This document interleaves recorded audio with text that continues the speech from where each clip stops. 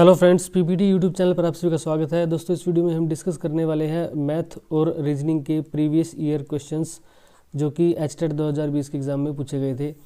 दोस्तों देखिए, सबसे पहला क्वेश्चन क्या है कि 5 व्यक्तियों पी क्यू आर एस और टी में टी आर और एस से छोटा है, यानी कि 5 व्यक्ति हम यहाँ पे देखिए ऐसे ड्रा कर लेते हैं 1 2 3 4 5 5 व्यक्ति है।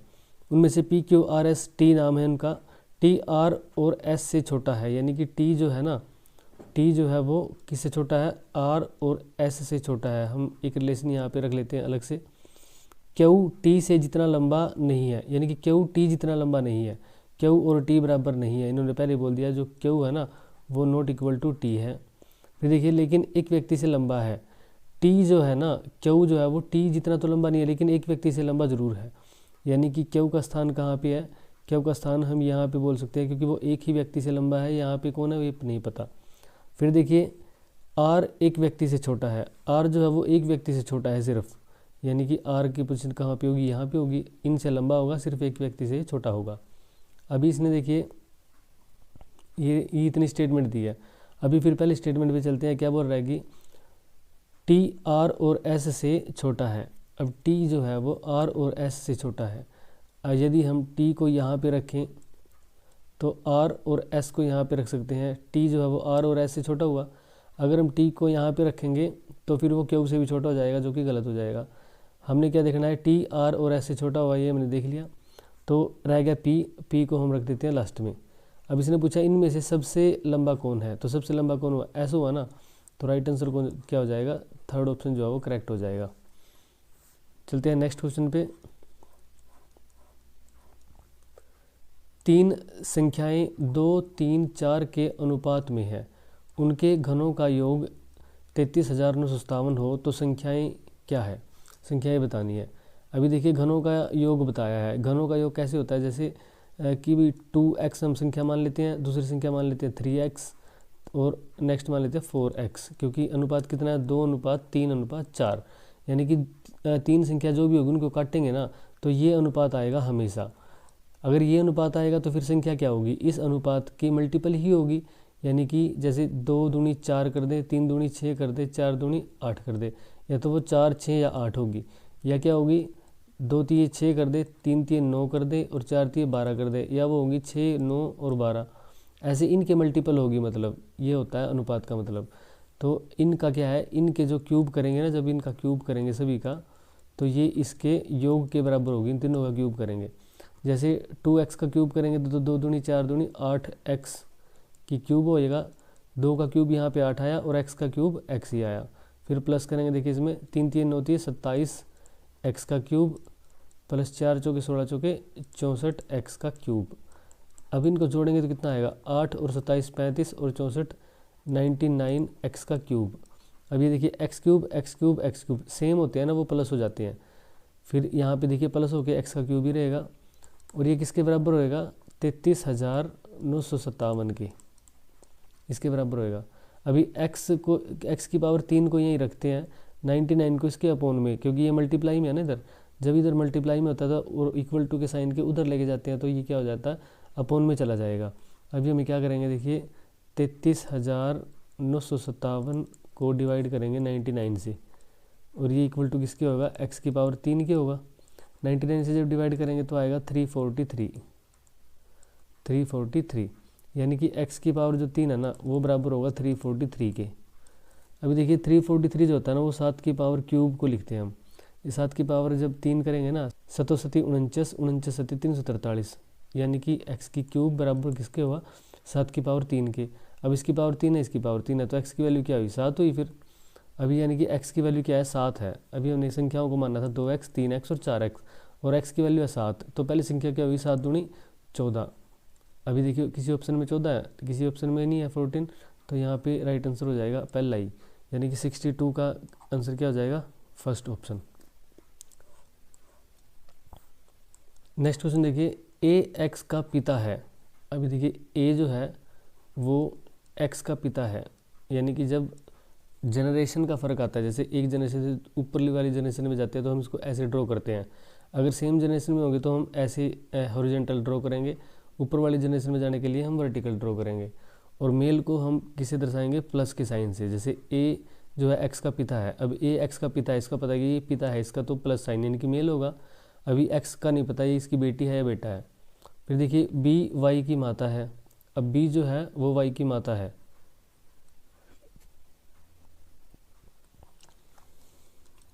बी जो है वो वाई की माता है। बी पे हम नेगेटिव साइन दे देंगे क्योंकि ये फीमेल है, तो फीमेल के लिए नेगेटिव साइन दे दिया। और वाई का हमें नहीं पता इसके बेटा है या क्या है।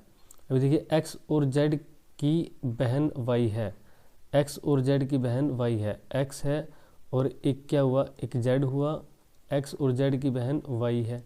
अब वाई की, अगर ये एक्स और जेड की बहन है वाई, तो वाई की माता कौन है, बी है, यानी कि ये कौन हुए, फिर ये पति पत्नी हुए। भाई बहन को सिंगल लाइन से दर्शा रहे हैं, पति पत्नी को डबल लाइन से दर्शाएंगे। फिर देखिए निम्न में से कौन सा कथन आवश्यक रूप से सत्य नहीं है, नहीं है पूछा है। पहला कथन देखते हैं हम, बी जेड की माता है, बी जो है वो जेड की माता है, ये तीनों ही भाई बहन है, तो ये बी जो होगा वो इन तीनों की माता होगी, तो पहला सेंटेंस करेक्ट है। एक्स जेड की बहन है, एक्स जो है वो जेड की बहन है। अभी हमें एक्स का नहीं पता कि भाई ये कौन है, इन्होंने देखिए क्या बोल रखा है, एक्स और जेड की बहन वाई है। वाई का तो हमें पता है कि ये बहन है, यानी कि नेगेटिव साइंस पे तो हम दे सकते हैं, लेकिन इनका नहीं पता कि ये कौन है, इनके भाई है या बहन है, कौन है इनका नहीं पता। तो सेकंड वाला सेंटेंस हम श्योरिटी से नहीं बोल सकते कि भाई ये ठीक होगा। फिर देखिए बी ए की पत्नी है, बी जो है वो ए की पत्नी है, ये माता पिता है इन तीनों के, तो इसकी पत्नी हुई। वाई ए का पुत्र है, वाई जो है वो ए का क्या है, पुत्र है। अभी वाई तो ए की पुत्री है, यानी कि ये तो क्या है, रोंग है, यानी कि दो ऑप्शन गलत निकले, ये गलत निकला, एक ये गलत निकला। लेकिन अभी देखिए यहाँ पे हम गौर करते हैं, कौन सा कथन आवश्यक रूप से सत्य नहीं है। आवश्यक रूप से, ये तो आवश्यक रूप से सत्य नहीं होगा, इसका चांस है कि ये एक्स जैसे जेड की बहन है, अभी नहीं पता, ये हो भी सकती है नहीं भी हो सकती, यानी कि आवश्यक रूप से सत्य नहीं है। यानी कि क्या हुआ, इसका राइट आंसर कौन सा होगा, ये आवश्यक रूप से सत्य नहीं है, फोर्थ ऑप्शन। नेक्स्ट क्वेश्चन देखिए, एक व्यक्ति पूर्व की ओर 1 किलोमीटर चलता है। जैसे डायरेक्शन का जो क्वेश्चन अगर हमारे पास आएगा तो हम क्या लिखेंगे, यहाँ पे नॉर्थ, यहाँ पे साउथ, यहाँ पे वेस्ट और यहाँ पे ईस्ट, ऐसे लिखेंगे। एक व्यक्ति पूर्व की ओर, पूर्व कहाँ पे है, यहाँ पे है पूर्व की ओर, वो 1 किलोमीटर चला, 1 किलोमीटर हम उसको भेज देते हैं। वह दक्षिण दिशा में मुड़कर 5 किलोमीटर चलता है, दक्षिण दिशा में गया और 5 किलोमीटर चला। फिर वह पूर्व दिशा में मुड़कर 2 किलोमीटर चलता है, फिर पूर्व दिशा में मुड़ा और 2 किलोमीटर चला। उसके बाद वह उत्तर दिशा में मुड़कर 9 किलोमीटर चलता है, अभी उत्तर दिशा में मुड़ता है और 9 किलोमीटर चलता है। अब वह प्रारंभिक बिंदु से कितनी दूर खड़ा है, प्रारंभिक बिंदु है ये, अब यहाँ से कितनी दूर खड़ा है, देखिए ये वाली अगर दूरी मापेंगे हम, कितना होगा, 2 है तो 2 ये होगा, तो 1 किलोमीटर ये है और 2 किलोमीटर ये होगा, तो जुड़ के कितना हो जाएगा, ये पूरा पूरा 3 किलोमीटर हो जाएगा। फिर देखिए ये 5 किलोमीटर है, इतना भी 5 हुआ, और यहाँ से यहाँ तक कितना बच जाएगा, फिर पूरा 9 है, 9 में से 5 गए, ये 4 हो जाएगा। ये जो दूरी है ना इतनी, यहाँ से ये कितनी हो जाएगी, 4 हो जाएगी। और ये दूरी कितनी हुई, ये दूरी 1 और 2 मिलाकर 3 हुई। अब इसने दूरी पूछी है ये वाली कैसे निकालेंगे, पाइथागोरस थ्योरम से निकाल लेंगे। पाइथागोरस थ्योरम क्या है कि जो ये देखिए कर्ण हो गया, यानी कि हाइपोटेनस का स्क्वायर किसके बराबर होता है, बेस के स्क्वायर के प्लस परपेंडिकुलर स्क्वायर के। हाइपोटेनस का स्क्वायर देखिए क्या होगा, अभी हाइपोटेनस का स्क्वायर बराबर है बेस का स्क्वायर। अब बेस कहाँ पे है, ये बड़ा जो हमने 3 माना और परपेंडिकुलर को 4 मान लेते हैं, तो 3 का स्क्वायर प्लस 4 का स्क्वायर, तो हाइपोटेनस का स्क्वायर इक्वल टू कितना होगा, 3 का स्क्वायर 9, 4 का स्क्वायर 16 और 16 और 9 25 हो जाएगा। यानी कि यहाँ से अगर हम निकालें कि h कितना होगा, ये स्क्वायर है उधर अगर रूट होगा तो h की वैल्यू कितनी आ जाएगी, 5 आ जाएगी। ये हाइपोटेनस है यानी कि इसकी वैल्यू कितनी आई, इसकी ये 5 आ जाएगा answer, 5 kilometre, second option correct हो जाएगा 64th का।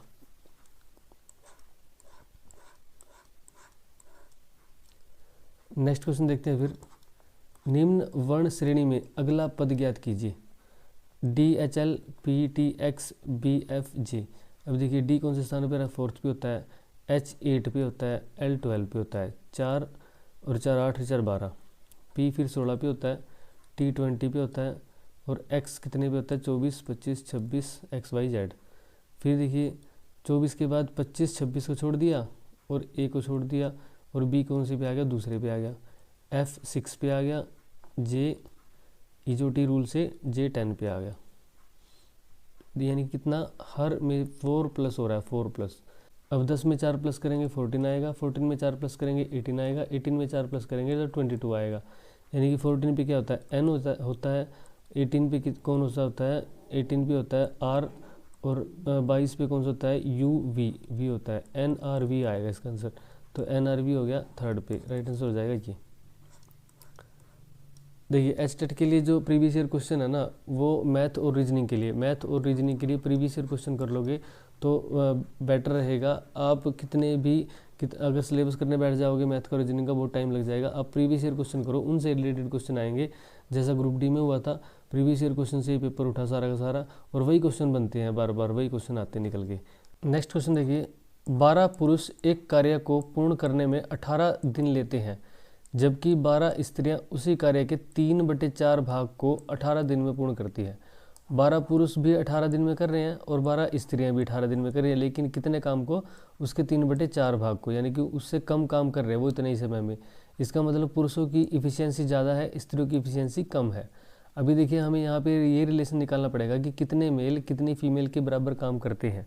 वो कैसे निकालते हैं, MDH का फार्मूला लगाएंगे हम, MD M1 D1 H1 upon work 1, ये बराबर होता है M2 D2 H2 upon work 2 के। ये फार्मूला होता है MDH का। इसमें क्या होता है, ये मैन यानी कि यहाँ पे मैन हो या मैन लिखते हैं हम, यहाँ पे फीमेल हो, पुरुष हो या चिल्ड्रन बच्चे हो, कोई भी हो। डे यानी कि कितने दिन काम किया और एक दिन में कितने घंटे काम किया, और टोटल वर्क डन का कितना है। यहाँ पे वही मेल 2 यानी कि मैन 2, यहाँ पे डे लिखते हैं, दूसरा जो भाग होता है ना क्वेश्चन का, उसमें कितने पुरुषों ने कितने दिन में कितने घंटे काम कर कितना काम किया, ये हम इसके इक्वल रखते हैं। यानी कि पहले स्टेटमेंट में जो बता रखा होता है और दूसरी स्टेटमेंट में जो बता रखा होता है उससे हम आंसर निकालते हैं। और यहाँ पे जरूरी नहीं कि चारों की चारों चीज़ें मिलेंगी, जितनी चीज़ें मिलती हैं उतनी को हम रखते हैं। अब देखिए 12 पुरुष है, 12 मैन हम यहाँ पे रखेंगे इनटू में डे कितने हैं 18, आवर नहीं दे रखे, और वर्क कितना है ये बोल रखा था किसी कार्य को, तो हम इसको रख देते हैं 1 इक्वल टू किसके होगा M2 D2 H2 upon work 2 में 12 स्त्रियां हैं, यहाँ पे लिखते हैं 12 वुमेन है, इनटू कितने दिन काम करती है 18 दिन में काम कर लेती है, 18 दिन में, अपॉन में वर्क 2 कितना है, अभी देखिए वर्क है इसका 3/4, यानी कि ये एक है ना इसका 3/4, यानी कि हम इसके 3/4 रखेंगे। फिर ये जब ऊपर जाएगा ना तो पलट जाएगा, इनटू में हो जाएगा 4/3, 4/3 हो जाएगा। यहाँ पे लिखते हैं हम सारा साफ, देखिए 12 मैन गुणा 18 करेंगे, अपॉन में 1 है, इक्वल टू 12 वुमेन इंटू 18 इंटू 4/3। अभी इसको काट देंगे, 3 पे कट जाएगा 6 पे, यहाँ पे 12 से 12 कट जाएगा, 6 पे 6 3 18 हो जाएगा। अभी देखिए 3 मैन यानी कि यहाँ पे 3 है और यहाँ पे M है, तो 3 मैन बराबर किसके होएगा, यहाँ पे बचा है 4 वुमेन की, यानी कि 3 आदमी जो है वो 4 औरतों के बराबर काम करते हैं। अभी उसने पूछा है कि उसी कार्य को 10 पुरुष तथा 8 स्त्रियां साथ साथ कार्य करते हुए कितने दिनों में पूर्ण करेंगे। ऐसे में क्या करते हैं, या तो हम पुरुषों को स्त्रियां मानकर सारी की सारी स्त्रियां निकाल कर तब हम आंसर निकालेंगे, या फिर स्त्रियों को पुरुष निकालकर सारे के सारे पुरुष बनाकर तब आंसर निकालेंगे। अभी देखिए हमारा टोटल वर्क डन हमें पता होना चाहिए। टोटल वर्क डन क्या होता है, जैसे 12 पुरुष 18 दिन में करते हैं किसी कार्य को, तो इनकी जब मल्टीप्लिकेशन होती है ना, ये हमारा टोटल वर्क डन होता है एक प्रकार से। तो हम लिख सकते हैं कि 12 जो पुरुष है 18 दिन में कार्य करते हैं, तो ये हमारा टोटल वर्क डन आ जाता है। तो फिर देखिए 10 पुरुष और 8 स्त्रियाँ हैं। अब 3 पुरुष जो हैं वो 4 वुमेन के बराबर है। अगर 4 वुमेन के बराबर 3 पुरुष है तो 8 के बराबर कितने होंगे, 3 दूनी 6 मैन होंगे, और टोटल पुरुष कितने हो गए अब 10 और 6 16, यानी कि 16 जो मैन है वो कितने दिन में करेंगे। अब देखिए MDH के फार्मूले में रख दिया हमने, ये क्या है मैन है पहले वाली स्टेटमेंट के, ये कितने दिन काम किया। अभी दूसरी वाले स्टेटमेंट में पूछ रहा है कि 16 आदमी, हमने इसको 10 पुरुष और 8 स्त्रियों को क्या बना लिया, 16 आदमी बना दिया, स्त्रियों को भी आदमी में कन्वर्ट कर दिया यहाँ से। फिर देखिए डे टू क्या है कि दूसरी स्टेटमेंट में जो पूछा है ना उसमें दिन कितने लगेंगे, अभी इसलिए हमने इस स्टेटमेंट में बराबर रख दिया इनको। तो 16 से काटेंगे तो क्या होगा, 2 पे 8 पे जाएगा, 2 पे 6 पे जाएगा, फिर देखिए 2 पे 3 पे जाएगा और 2 पे 4 पे जाएगा, फिर 2 पे जाएगा और फिर यहाँ पे 9 पे जाएगा, 9 3 27 हो जाएगा। 27 बराबर है कितना, D2 और मल्टीप्लाई में ये 2 है, ऐसे ये मल्टीप्लाई में इधर आके डिवीजन में हो जाएगा, 27/2 हो जाएगा। और 27/2 क्या होता है, 13/1/2। तो यानी कि कितने दिन लगेंगे, तो कितने दिनों में पूर्ण करेगा वो, 13/1/2 दिनों में पूर्ण करेगा। नेक्स्ट क्वेश्चन देखिए, एक गोले की त्रिज्या के दुगनी होने पर उसके आयतन में कितनी प्रतिशत वृद्धि होगी, ये पूछा है। तो पहले तो गोले का आयतन का फॉर्मूला पता होना चाहिए, क्या फॉर्मूला होता है, 4/3 πr³ होता है, ये फार्मूला होता है गोले के आयतन का। अभी देखिए इन्होंने बोला है कि अगर उसकी रेडियस को दुगना कर दिया जाए, यानी कि 4/3 πr है जो r को दुगना 2r, और फिर इसकी पूरे की क्यूब होगी, क्योंकि 2r कर दिया हमने, इसकी पूरे की क्यूब करेंगे। अब देखिए जब भी हम इसकी पूरे की क्यूब करेंगे तो क्या बनेगा, नेक्स्ट जो निकल के आएगा वो यहाँ से क्या निकल के आएगा, 4/3 π, जब 2r की क्यूब होगी तो 2 दूनी 4 दूनी तो 8 हो जाएगा, और r क्या होगा, r का क्यूब हो जाएगा, ये बन जाएगा नया आयतन। अभी जब हम इसको बराबर रखेंगे ना, इसको और इसको बराबर रखेंगे, इसको और इसको, पहले वाला जो आयतन है जब हमने r को वही सेम मान रखा है, और जब दूसरे वाला आयतन है जब हमने रेडियस को डबल कर दिया, तो इसको इक्वल रखेंगे तो 4/3 से 4/3 कट जाएगा, पाई से पाई कट जाएगा, और r3 से r3 कट जाएगा, तो यहाँ पे 1 कितना हो जाएगा, 1, और इधर हो जाएगा 8, 1:8 हो जाएगा यहाँ पे। अगर हम इसको अपोन में लेके जाएंगे तो 1:8 बोल सकते हैं, यानी कि 1 से 8 हो जाएगा जब हम रेडियस को डबल करते हैं। तो कितना वृद्धि कितनी हो रही है, तो 1 से जब 8 होएगा तो 7 की वृद्धि हुई ना।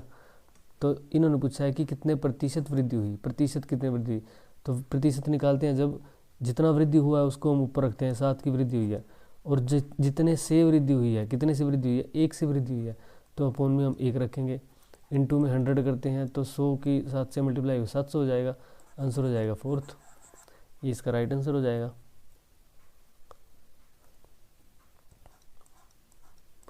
नेक्स्ट क्वेश्चन देखिए, एक व्यापारी एक वस्तु को 24 रुपये में बेचता है तथा वस्तु के मूल्य के बराबर प्रतिशत लाभ कमाता है, तो वस्तु का लागत मूल्य क्या होगा। अभी 24 रुपये में वो बेचता है, यानी कि SP सेलिंग प्राइस जो है वो 24 है, सेलिंग प्राइस 24 है।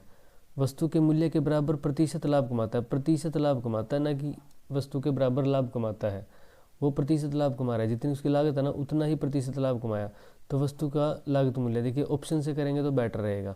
सबसे पहले देखिए जो पूरा ऑप्शन होता है जैसे 20, 40, 50, 100, उनको आप पहले ट्राई करो। 15, 17 जैसे ये है, इसके कम चांस रहते हैं, 18 के भी कम चांस रहते हैं, तो हम पहले 15 को और 20 को करके देखेंगे। तो देखिए ये मैं क्यों बोल रहा हूँ, देखिए 17 है, जैसे 17 में 24 में कितना डिफरेंस होगा, 7 का डिफरेंस होगा, तो कटने पिटने में दिक्कत आएगी, ठीक है। तो यहाँ पे 20 से करके देखते हैं पहले हम।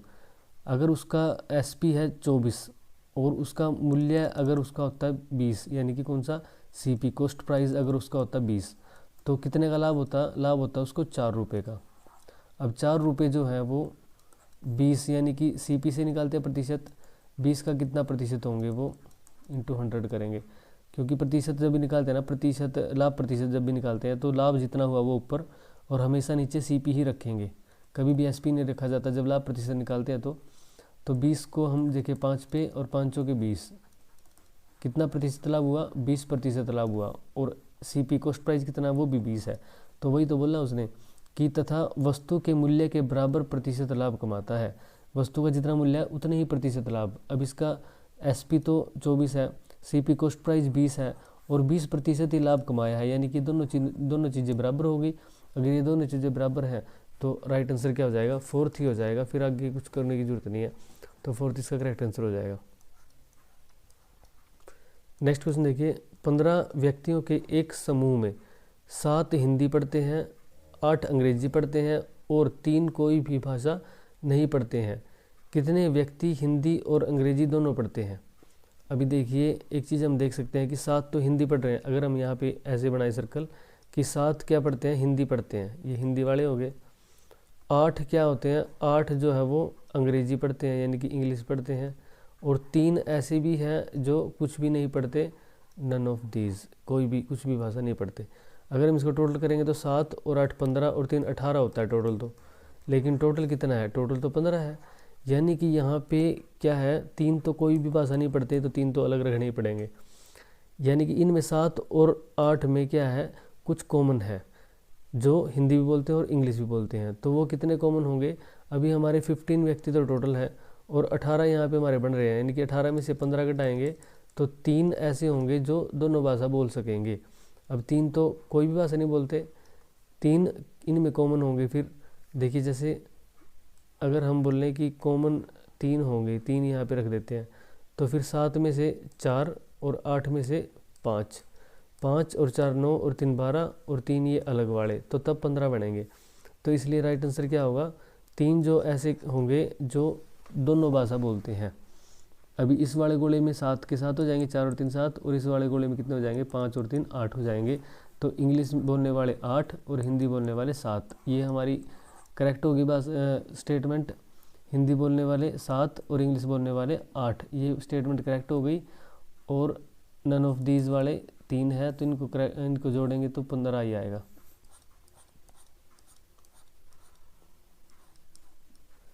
नेक्स्ट क्वेश्चन देखिए, यदि P तथा Q परिमेय संख्या है। परिमेय संख्या क्या होती है, रैशनल नंबर। अब रैशनल नंबर कौन से होते हैं, जिनको हम P/Q की फॉर्म में व्यक्त कर सकते हैं, रिप्रेजेंट कर सकते हैं। जैसे अब ये 2/7 है, 3/2 है, 7/2 है, ये सारी क्या है, रैशनल नंबर है। और इनका उल्टा कौन सा होता है, इरेशनल नंबर। अगर IR लगा दे इसके आगे, इरेशनल नंबर, अपरिमेय संख्या हिंदी में बोल सकते हैं, वो होती है इरेशनल नंबर, जिनको हम P/Q की फॉर्म में नहीं व्यक्त कर सकते। यानी कि जैसे पाई है, उसको नहीं लिख सकते हम। अगर पाई की वैल्यू लिखेंगे 22/7, फिर हम इसको बोल देंगे रैशनल। अगर हम इसको नहीं लिख सकते, हम इसको पाई लिखें, या हम इसकी वैल्यू रखें 3.14 वाली जो वैल्यू होती है ना, उसमें आगे चलते जाते हैं, ऐसे ही 100 ऑन पे जाती है, कभी भी सेटिस्फाई नहीं होती। तो हम कितना ही रखें इसके नीचे, कोई भी वैल्यू हमें नहीं मिलेगी, तो इसलिए ये इरेशनल होगी। और 22/7 अगर लिखेंगे तो वो रैशनल हो जाएगी। ओनली 5 क्या है, रैशनल है या इरेशनल है, तो 5 क्या है, रैशनल है। 5 के अपोन में 1 रख सकते हैं, तो रैशनल होगी। इरेशनल वो होगी जिसके अपोन में रखने के लिए हमें कुछ ना मिले। तो जैसे ये पॉइंटों वाली संख्या जितनी भी होती है ना, जैसे √5 लिख दिया, √2 लिख दिया, ये वाली संख्याएँ भी क्या होती है, आगे पॉइंटों में चलता ही रहता है इनका सिस्टम, तो वो क्या होगी, वो इरेशनल होगी। अभी क्वेश्चन पे आते हैं। देखिए क्वेश्चन में बोल रहा है कि ये दोनों क्या है, P और Q परिमेय संख्या है, और ये जो है 3 + √5, 3 - √5 बराबर है P + Q √5। तो P तथा Q के मान क्या होंगे। अभी देखिए ये वाली जो है ना, इसका हम परिमेयकरण करेंगे, यानी कि रैशनलाइजेशन करेंगे। रैशनलाइजेशन कैसे होता है, 3 + √5 बटे 3 - √5 का रैशनलाइजेशन करने के लिए हमें, जैसे देखिए यहाँ पे जो साइन है ना, इसके अपोजिट साइन से मल्टीप्लाई करना होता है। यानी कि 3 + √5 करेंगे, और ऊपर भी 3 + √5 से मल्टीप्लाई कर देंगे हम। तो क्या आएगा, 3 + √5, 3 + √5, यानी कि 3 + √5 का स्क्वायर हो जाएगा, अपॉन 3 - √5, 3 + √5, ये हो जाएगा a - b, और a + b का फॉर्मूला। अभी a - b a + b का फॉर्मूला क्या होता है, a² - b²। अभी a की वैल्यू 3 है, 3 का स्क्वायर 3 3 9, माइनस √5 का स्क्वायर कितना हो जाएगा, 5 हो जाएगा। इसको जब हम खोल लेंगे तो कितना आएगा, 3 3 9, ये a + b का होल स्क्वायर, यानी कि a² + b² + 2ab। तो 3 का स्क्वायर 3 3 9, प्लस √5 का स्क्वायर 5 ही आएगा, प्लस 2ab, यानी कि 3 दूनी 6 √5, ये हो जाएगा 6 √5। और अपोन में क्या होगा, 9 में से 5 गए, ये 4 हो जाएगा। अभी देखिए इन्होंने बोला है तो ये स्टेटमेंट की हमें इक्वल रखना पड़ेगा, P + Q √5। अब √5 वाला तो अलग ही सिस्टम है। अभी देखिए इसके बाद क्या होगा, 9 और 5 14 हो जाएगा, प्लस 6 √5 ऐसे कैसे लिखेंगे, और अपोन में 4 है। अभी देखिए ये प्लस में है ना ऊपर दोनों, तो अगर हम इसके खोलना चाहें इसको, तो ये ऐसे खोल सकते हैं कि 14/4 प्लस 6/6√5/4। अगर हम इसको जोड़ेंगे ना तो यही आएगा वापस। तो देखिए 7 2 पे 2 7 14, 2 दूनी 4 और 2 पे 2 दूनी 4 और 2 तिये 6, यानी कि 7/2 जमा 3/2√5 ये हो गया। अभी देखिए इसमें इससे हम इसको क्या करेंगे, कंपैरिजन करेंगे, इसको इससे मिला के देखेंगे। पी के स्थान पर कौन है, 7/2 है, क्यू के स्थान पर कौन है, 3/2 है, और √5 की जगह पे ही है। तो क्या हुआ, पी और क्यू के मान क्या होंगे, पी का मान हो गया 7/2 और क्यू का मान क्या होगा, 3/2 हो जाएगा। तो 7/2 और 3/2 देख लो कहाँ पे है, 7/2 3/2, यानी कि ऑप्शन थर्ड करेक्ट हो जाएगा 70th का क्वेश्चन का।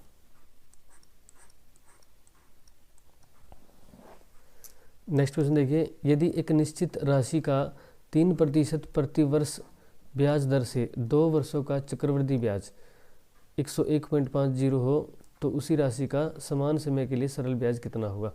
अभी देखिए यदि 3% प्रति वर्ष ब्याज की दर से, यदि हमारे पास 100 रुपये है, 100 रुपये पे 3% का ब्याज लगाएं तो पहले साल का 3 रुपये लगेगा।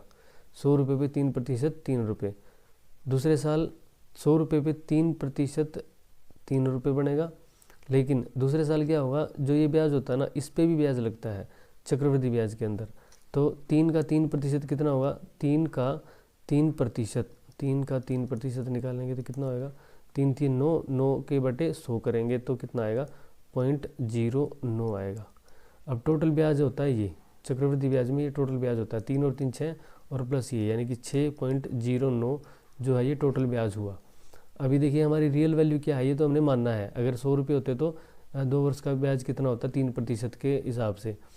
लेकिन हमारा असली ब्याज क्या है, असली वैल्यू है ये 101.50, यानी कि 6.09 की वैल्यू कितनी है, 101.50 दी है रियल में। तो 1 की वैल्यू क्या होगी, 1 की वैल्यू हो जाएगी 101.50 अपॉन में 6.09, ये 1 की वैल्यू है। इंटू में यदि हमने जो 100 की वैल्यू निकाल दी है तो क्या करेंगे, इंटू में कर देंगे 100। अभी हमने इसको 100 कर दिया, अगर हम इसको काटे पिटेंगे तो टाइम लग जाएगा, इसको हम ऐसे ही छोड़ देते हैं। फिर इसने कहा है कि तो उसी राशि का, यानी कि जो ये अगर हम काटे पिटेंगे तो क्या आएगा, ये फिर राशि आएगी ना, वो ये तो ब्याज था 101.50 तो ब्याज है, और ये हमने जो माना है ये सारा मान के किया है। लेकिन जो 100 है ना, यदि यहाँ पे देखिए 6.09 की वैल्यू इतनी है और 1 की वैल्यू आई कितनी, अपोन में करके 100 की वैल्यू आई इतनी, तो ये 100 क्या था, ये हमारा मूलधन ही तो था। तो 100 हमने मूलधन निकाला तो ये मूलधन आया। इसको हम लिख लेते हैं, देखिए 101.50 अपोन में 6.09 इंटू में 100, ये हमारा मूलधन है। अब इस मूलधन पे हमारा 2 साल का साधारण ब्याज निकालना है 3% के हिसाब से। मूलधन गुणा दर गुणा समय होता है, मूलधन गुणा दर यानी कि समय और दर 3, हम ऐसे कर देंगे इसको, अपोन में कर देंगे 100। क्या होता है, मूलधन गुणा दर गुणा समय होता है ना, तो ये तो मूलधन है, ये गुणा दर हो गई, ये गुणा समय होगा, ये बटे 100 हो गया। तो 100 से क्या होगा, 100 से 100 कैंसिल आउट हो जाएगा। अब 3 पे इसको निकाल देंगे हम, 3 पे इसको निकालेंगे तो कितना जाएगा, 3 दूनी 6.0339, 203 हो जाएगा। अब फिर 2 से इसको निकाल लेंगे तो कितना आएगा, 2 से इसको निकाल देंगे,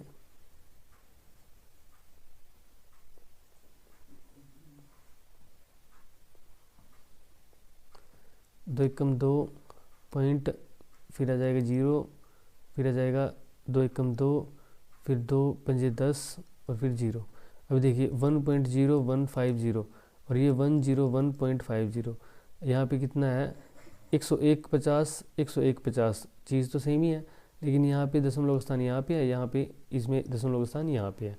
यानी कि अगर हम इसको इससे काटेंगे तो कितना आएगा, 100 आएगा, क्योंकि 2 दशमलव के स्थान बढ़ रहे हैं ना, तो 100 आया तो 100 राइट आंसर हो जाएगा, ये सेकंड वाला। 72nd क्वेश्चन देख लेते हैं, 72वां। Find the missing term of the following. यहाँ पे ए है, ए की वैल्यू कितनी होती है, 1 होती है। सी डी यानी कि 3 और 4, जी एच आई यानी कि 7 8 9, फिर है बीच में कोई चीज़ है और यू, फिर इसके बाद ये है।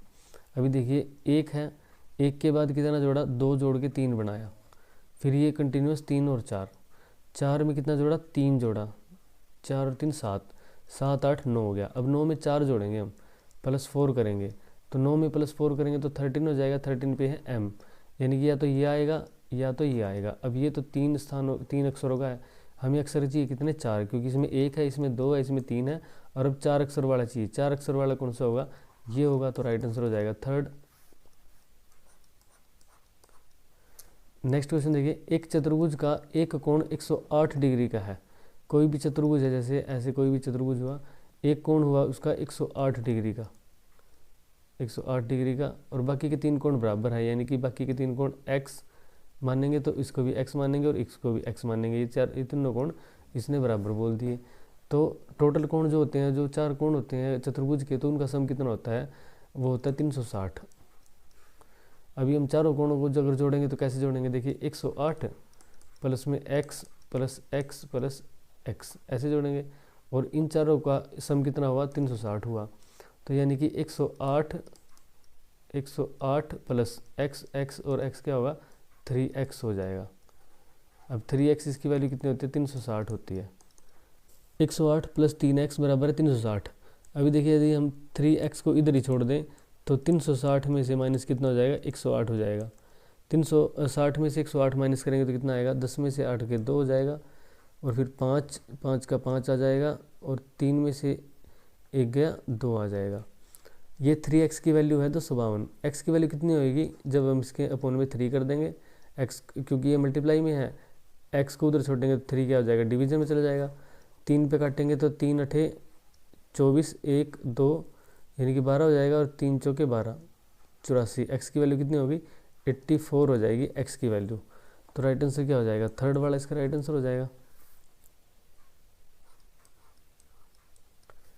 नेक्स्ट क्वेश्चन देखिए, अमित प्रकाश के पश्चिम में है। अमित क्या है, देखिए हम पहले बना लेते हैं नॉर्थ, साउथ, वेस्ट और ईस्ट, ऐसे बनाते हैं। तो सबसे पहले देखिए, अमित प्रकाश के पश्चिम में है, यानी कि वेस्ट है इस प्रकार, अमित यहाँ पे होगा और प्रकाश यहाँ पे होगा। अमित जो है वो प्रकाश के पश्चिम में है। तरुण सुमित, अच्छा देखिए, अमित प्रकाश के पश्चिम में है और सुमित के उत्तर में है। सुमित के उत्तर में, यानी कि सुमित कहीं ना कहीं इधर होगा। अमित जो है वो प्रकाश के तो पश्चिम में हुआ और सुमित के उत्तर में हुआ। सुमित यहाँ पे होगा, जब भी जो अमित है वो सुमित के उत्तर में पड़ेगा। फिर देखिए, तरुण सुमित के पूर्व में है। तरुण जो हुआ वो सुमित, ये सुमित है, इसके पूर्व में कौन है, तरुण है। तरुण सुमित के पूर्व की ओर है। तरुण अमित के संदर्भ में किस दिशा में है। अब तरुण जो है ना, अमित के संदर्भ में किस दिशा, अमित यहाँ पे है, तरुण का पूछा हुआ है, तो इसके संदर्भ में किस दिशा में हुआ, वो इन दोनों के बीच में हुआ, यानी कि साउथ और पूर्व। साउथ और पूर्व, दक्षिण पूर्व, ये रहा 3rd वाला इसका राइट आंसर हो जाएगा, साउथ और ईस्ट। 74th का 3rd राइट हो जाएगा।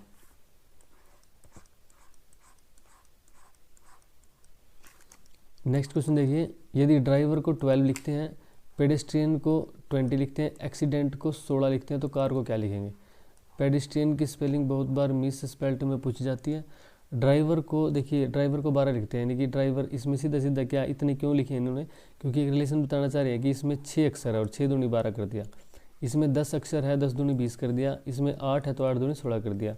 इसमें 3 अक्षर है तो 3 दूनी 6 कर देंगे हम, तो राइट आंसर हो जाएगा 2nd। नेक्स्ट क्वेश्चन देखिए, निम्न श्रेणी में गलत संख्या ज्ञात कीजिए। दोस्तों ये सीरीज है, इसमें से आपने बतानी है कि कौन सी संख्या गलत है। ये क्वेश्चन आप सोल्व करके कमेंट बॉक्स में ज़रूर बताना कि इनमें से करेक्ट आंसर कौन सा होगा। नेक्स्ट क्वेश्चन देखिए, यदि 2 की पावर x, 4 की पावर y, 8 की पावर z तथा 1/2x जमा 1/4y जमा 1/4z बराबर है 4, तो x का मान क्या होगा। अभी देखिए, 2 की पावर x है, 4 की पावर y है, 8 की पावर z है। यहाँ से हमें वैल्यू मिलेगी x की, और फिर इसमें पुट करेंगे और फिर x की वैल्यू निकाल लेंगे इस इक्वेशन से। तो देखिए यहाँ पे x की वैल्यू कैसे मिलेगी हमें, 2 की पावर x है बराबर 4 की पावर y। 4 की पावर y को हम क्या लिख सकते हैं, 2 की पावर 2 और इस पूरे की पावर y। 2 की पावर 2 करेंगे 4 ही तो आएगा, 2 दूनी 4, 4y तो होगा। ये इक्वल किसके होगा, 8z है ना, तो इसको लिख सकते हैं हम 2 की पावर 3 और इसकी पावर z, 2 की पावर 3 और इसकी पावर z। अभी देखिए 2x है बराबर है 2 दूनी 4, 4 की पावर y, यही आएगा। लेकिन यहाँ से हम क्या लेंगे, अभी 2 की पावर 2 और y की गुणा होगी तो 2y बराबर है यहाँ से 2 की पावर 3z। जैसे इनकी पावर होती है ना ऊपर, जैसे हम लिखें कि भी 2 और 2 की पावर x और उसकी पावर फिर उसकी पावर क्या होगा z लिखते हैं अगर, तो इनकी मल्टीप्लाई हो जाती है, फिर 2 की पावर हो जाता है xz, ये बन जाएगा। तो क्या लिखेंगे, देखिए 2 की पावर 3 है, इसकी पावर z है तो 3z, 2 की पावर 3z ऐसे आ जाएगा। अभी देखिए 2 की पावर तो x है, अगर इसको हम पहले यहाँ से देखें तो y की वैल्यू क्या आएगी, अब बेस सेम है, देखिए x की जो पावर है ना 2 की पावर x है, बेस है 2 और इसकी पावर 2y है, बेस है 2, बेस अगर सेम है तो पावर बराबर हो जाएंगी। अभी कैसे हो जाएगी, x की वैल्यू बराबर हो जाएगी 2y के, और यहाँ से हम लेंगे तो x की वैल्यू बराबर किसी हो जाएगी 3z के बराबर हो जाएगी। यहाँ से क्या आएगा, y की वैल्यू कितना आएगी, y की वैल्यू आ जाएगी x/2 और यहाँ से z की वैल्यू कितनी आ जाएगी, z की वैल्यू आ जाएगी x/3, यानी कि z की वैल्यू भी x की टर्म में मिल गई और y की वैल्यू भी x की टर्म में मिल गई। अभी यहाँ पे हमने पुट करनी है, यहाँ पे कैसे पुट करेंगे, देखिए 1/2 इंटू एक्स तो है ही ऑलरेडी, प्लस 1/4, y के वैल्यू का मान क्या रखेंगे x/2, यदि हम यहाँ पे रखेंगे x/2 तो ये कट जाएगा यहाँ पे, प्लस 1/4, z की वैल्यू कितने रखेंगे x/3 रखेंगे। अभी देखिए इस ये बराबर पूरा का पूरा 4 के, इसको सोल्व करेंगे 1/2x प्लस यहाँ से कटेगा तो 2x ही होएगा, प्लस 1/2x ही हो जाएगा, और प्लस यहाँ पे कितना आ जाएगा 1/4x/3। अब ये चला जाएगा ऊपर 3, यानी कि कितना आ जाएगा 1/2x प्लस 1/2x प्लस 3 ऊपर चला जाएगा 3 अपॉन ये हो जाएगा 4x, ये बराबर पूरा 4 के।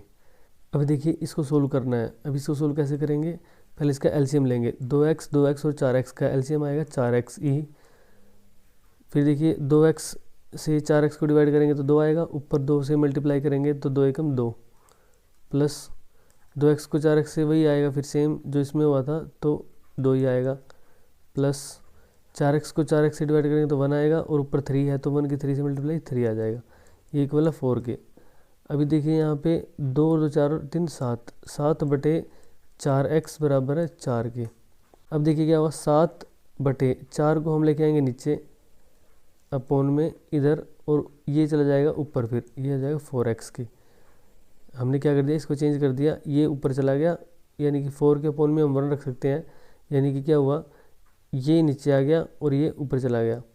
फिर देखिए x को यदि हम यहीं छोड़ दें तो क्या होगा, 7/4, 4 नीचे आ जाएगा क्योंकि ये मल्टीप्लाई में है, इधर आगे डिवीजन में हो जाएगा, 4 चौके 16, और ये बराबर हो जाएगा x के, x की वैल्यू आ जाएगी 7/16। तो 7/16 कहाँ पे है, यहाँ पे पहला ही है, ऑप्शन ए जो है वो करेक्ट हो जाएगा। नेक्स्ट क्वेश्चन देखिए, 80 किलोमीटर यात्रा में एक रेलगाड़ी प्रथम 60 किलोमीटर 40 किलोमीटर प्रति घंटा तथा शेष दूरी 20 किलोमीटर प्रति घंटा की गति से चलती है। संपूर्ण यात्रा की औसत चाल है। In a journey 80 kilometres a train covers the first 60 kilometres at 40 kilometre per hour and the remaining distance of 20 kilometre per hour. The average speed for the whole journey is. देखिए यहाँ से लेकर यहाँ तक हम मानते हैं कि 80 किलोमीटर है ये, इसने प्रथम 60 किलोमीटर, पहली 60 किलोमीटर मान लेते हैं हम, यहाँ से यहाँ तक 60 किलोमीटर है, ये 60 किलोमीटर 40 किलोमीटर प्रति घंटा की गति से तय किया है। तो कितना समय लिया इसमें, 60 किलोमीटर को 40 की गति से तय करेगा तो 2 3 6 और 2 दूनी 4, यानी कि 3/2 घंटे इसको लग रहे हैं 60 किलोमीटर की दूरी तय करने में, किस गति से, 40 किलोमीटर की गति से। अब शेष दूरी कितनी रहेगी, 20 किलोमीटर रहेगी। 20 किलोमीटर की दूरी को वह 20 किलोमीटर प्रति घंटा की गति से तय करता है। तो यानी कि 20 किलोमीटर है और 20 किलोमीटर प्रति घंटा ही स्पीड है, तो कितना समय लिया, 1 आवर लिया, यानी कि 1 घंटा लिया। यानी कि 3/2 कितना हुआ, 1.5 घंटा हुआ। और ये 1.5 और 1 मिलाएंगे तो हम कितना बनाएंगे इसको, 2.5, 2.5 घंटे का टाइम लिया इसने टोटल 80 किलोमीटर की दूरी तय करने में। और 2.5 घंटे को हम लिख सकते हैं 5/2 घंटे, ऐसे भी लिख सकते हैं। अभी देखिए 80 किलोमीटर है ना, 80 किलोमीटर को अब इसने संपूर्ण यात्रा की औसत चाल पूछा है, यानी कि 80 किलोमीटर जो है वो 5/2 में तय किया है। इसको ऊपर लेके जाएंगे, जैसे ऊपर लेके जाएंगे तो कितना आ जाएगा, 2/5 आ जाएगा, इंटू में 2/5 आ जाएगा। जब हम इसको ऊपर लेके जाएंगे तो 5 से इसको डिवाइड करेंगे 16 पे, 16 दूनी कितना आ जाएगा, 16 दूनी हो जाएगा 32, तो 32 किलोमीटर पर आवर इसका आंसर हो जाएगा थर्ड। नेक्स्ट क्वेश्चन देखिए, 30 मीटर लंबे तरणताल के एक सिरे पर पानी की गहराई 0.80 मीटर तथा दूसरे सिरे पर 2.4 मीटर है। तरणताल की लंबाई के अनुदिश ऊर्ध्वाधर काट परिच्छेद का क्षेत्रफल है। A swimming pool 30 metre long has a depth of water 0.80 metre at one end and 2.4 meter at the other end. The area of the vertical cross section of the pool along the length is. अभी देखिए इसको आप कैसे समझोगे कि एक तरफ तो उसकी जो गहराई है वो कितनी है 0.8 और दूसरी तरफ उसकी जो गहराई है वो कितनी है दोस्तों, वो है 2.4। इसको हम मिलाएंगे तो ऐसे बनेगा कुछ, यानी कि एक तरफ उसकी गहराई ज़्यादा है, एक तरफ उसकी गहराई कम है। इसका एग्जैक्ट फिगर अगर हम बनाए तो कैसे बनेगा, एग्जैक्ट फिगर इसका कुछ ऐसे बनेगा, ऐसे। अब इसके अंदर पानी भरा हुआ है, यानी कि यहाँ से इसकी गहराई कम है और यहाँ से इसकी गहराई ज़्यादा है। तो देखिए अब इसने पूछा है कि अलोंग द लेंथ इसका क्रॉस सेक्शन एरिया निकालना है, अलोंग द लेंथ। अब अलोंग द लेंथ का क्या मतलब है, जैसे ये है लंबाई इसकी, ये वाली या ये वाली बोल सकते हैं हम, इसकी लंबाई है, ये इसकी गहराई है और ये इसकी चौड़ाई है। चौड़ाई के अलोंग तो निकलता क्रॉस सेक्शन का एरिया इसका, इधर वाले का, ये जो पोर्शन है। अब लंबाई के अलोंग निकालेंगे तो इसके अलोंग निकलेगा इस वाले का, ये जो सामने दिख रहा है ना, इसका एरिया निकलेगा लंबाई के अलोंग। अभी अगर इसका निकालना है ना एरिया, तो कैसे निकाल लेंगे, देखिए ये एक बन जाता है ट्रेपीजियम, जिसकी ये और ये तो होगी पैरेलल लाइन, और ये जो है ये पैरेलल नहीं है, ये बस क्या है, इसकी हम एक हाइट लेंगे, एक तो इसकी 90 डिग्री पे होती है और दूसरी 90 डिग्री पे नहीं होती, इसकी ये पैरेलल भी नहीं होती। इसमें से सिर्फ हम क्या लेते हैं, हाइट लेते हैं और इन दोनों बेस को लेते हैं। इसका फार्मूला क्या होता है, 1/2 इंटू बेस 1 प्लस बेस 2 और इंटू में हाइट, ये इसका फार्मूला होता है। तो इसको हम कैसे करेंगे, देखिए 1/2 इंटू बेस 1 कितना है, हमने जो इसकी डेप्थ दे रखी है ना, उसको हम बेस 1 और बेस 2 मानेंगे, क्योंकि यही पैरेलल होती है। जो पैरेलल होती है साइड्स, उनको हम बेस 1 बेस 2 मानते हैं। तो 0.8 और 0.25 को हम बेस 1 बेस 2 मानेंगे, और यहाँ पे इनको प्लस करना है तो कितना हो जाएगा, 0.8 प्लस 2.4 3.2, ये प्लस होकर हो जाएगा, मल्टीप्लाई में हाइट है इसकी। अब हाइट कितनी है 30 मीटर, अब यहाँ पे लिख देंगे हम 30 मीटर। अभी देखिए 2 पे हम इसको काटेंगे तो कितना आएगा, 1.6 आएगा। 16 की 3 से गुणा करेंगे, 16 3 48 हो जाएगा। पॉइंट है तो पॉइंट लगाएंगे, लेकिन यहाँ पे जीरो भी है साथ में, 480 आएगा, और फिर यहाँ पे पॉइंट लगेगा तो जीरो कट जाएगी। तो 48 मीटर का स्क्वायर जो होगा वो इसका राइट आंसर हो जाएगा 48 मीटर स्क्वायर। नेक्स्ट क्वेश्चन देखिए, एक पंक्ति में अनिल बाएं छोर से 16वें स्थान पर खड़ा है, विकास दाएं छोर से 18वें स्थान पर खड़ा है। तो हम पंक्ति बना लेते हैं, एक देखिए ऐसे करके, ये इधर से ले लेते हैं लेफ्ट साइड, ये लेते हैं राइट साइड। अब इसने बोला है कि अनिल जो है वो बाएं छोर से 16वें पे है, इधर से 16वां स्थान हम दे देते हैं इसको, ये कौन है, ये अनिल है। फिर देखिए विकास दाएं छोर से 18वें स्थान पर, विकास दाएं छोर से 18वें स्थान पर, इसको हम यहाँ बिठा देते हैं विकास को। देखिए ओवरलैपिंग भी कर सकते हैं, हो सकता है इसमें सारे कितने 25 से 30 कैंडिडेट हो, अगर इसमें तो ओवरलैप करेंगे फिर ये, क्योंकि इनका सम ज़्यादा हो जाता है उससे 30 से। अगर 30 कैंडिडेट इसके बीच में टोटल 30 कैंडिडेट हो तो क्या होगा, ये 18वां इधर आ जाएगा, 16वां इधर आ जाएगा। लेकिन हो सकता है अगर 16 से जैसे 30 से ज़्यादा हो, जैसे 50 हो, इसमें 60 हो, तो फिर ये इधर ही रहेगा और इधर रहेगा, इनके बीच में कोई ना कोई बैठा होगा। नेक्स्ट देखते हैं क्या कह रहा है कि गोपाल अनिल से दाईं और 11वें स्थान पर है। गोपाल जो है अनिल से दाईं और, अनिल का दायां इधर पड़ेगा, मान लीजिए ये चला गया यहाँ पे, कौन, गोपाल, और इसका रैंक क्या हुआ फिर, ये 16 है, इधर 11वां, यानी कि 16 और 11 27, यानी कि 27वां रैंक इसका इधर हो गया, किस साइड से, लेफ्ट से इसका रैंक हो गया 27वां गोपाल का। ये यहाँ पे कहीं बैठा है, लेकिन ये इसलिए ऊपर क्यों बना रहा है, क्योंकि लाइन पे हमें पोजीशन नहीं मिल सकती भी इसकी कि विकास के इस साइड है या इस साइड है, किस साइड आएगा। नेक्स्ट स्टेटमेंट देखते हैं, और विकास से दाईं छोर की ओर तीसरे स्थान पर है, कौन, गोपाल।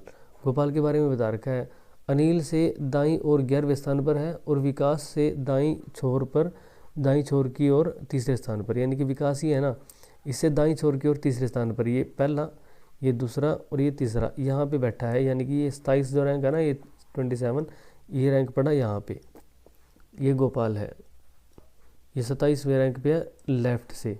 तो फिर ये राइट से कौन सा रैंक होगा, देखिए राइट से जो विकास का रैंक है वो 18वां है, तो गोपाल का राइट से कौन सा रैंक होगा, 18 में से 1 घटाएंगे 17, 17 में से 1 घटाएंगे 16, और 16 में से 1 घटाएंगे 15, यानी कि राइट से गोपाल का स्थान हुआ 15वां और लेफ्ट से स्थान हुआ 27वां।